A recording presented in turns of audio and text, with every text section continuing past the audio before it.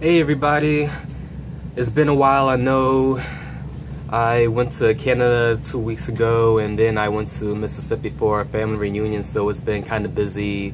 Haven't been able to upload a lot of recent videos about my Interac update or anything like that. So here's what's been happening so far. Last week while I was in Mississippi, I was talking with another person who was applying to Interac, and I was telling him how I still haven't received any of my information. They're taking so long, and I'm not sure I'm going to be able to get all the information that he's received in the same amount of time, such as his placement information, where he'll be teaching, and that and the other. And he suggested that I email them. But the thing is, I already emailed Interac about that maybe 2 weeks prior, so I didn't want to keep emailing them. So long story short, I just took his advice and emailed one of the Interac personnel, and I later found out that someone from Interac already tried to reach out to me via phone, but because I was in Mississippi, I didn't get as great a reception as I would have in major cities. So I gave the Interac personnel a callback number to contact me so we could discuss the possible placement that was found for me.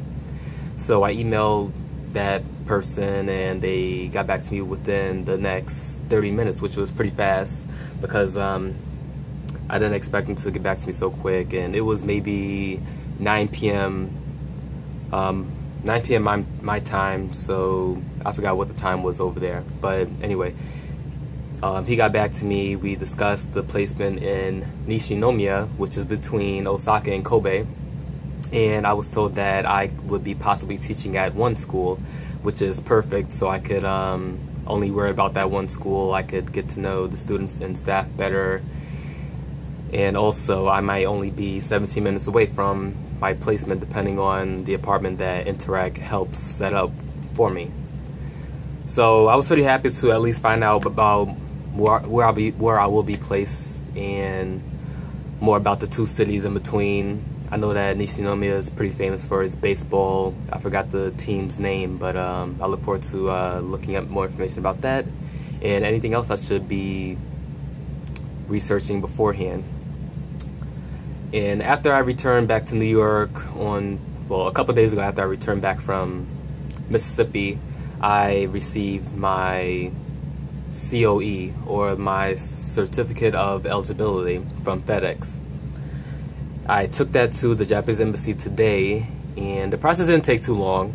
There were maybe a few people that were having difficulty with their applications, which is why I stayed there for more than 20 minutes, but overall it wasn't packed.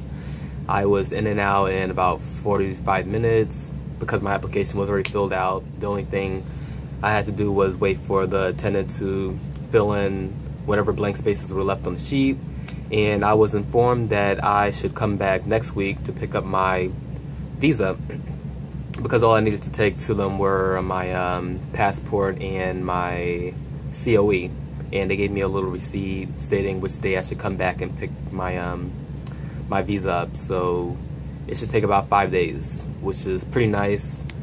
I haven't heard of anyone having any issues with them or them having to wait any longer than that to receive their visa. So yeah, I'm pretty much set. I don't know where exactly in Nishinomiya where I'll be teaching, but I was told that I'll receive that information prior to my flight or after the interview date. I have booked my ticket to Japan. I'll be going to Tokyo first in about 4 weeks. So on August 12th, I'll be flying out to Tokyo to meet up with some friends.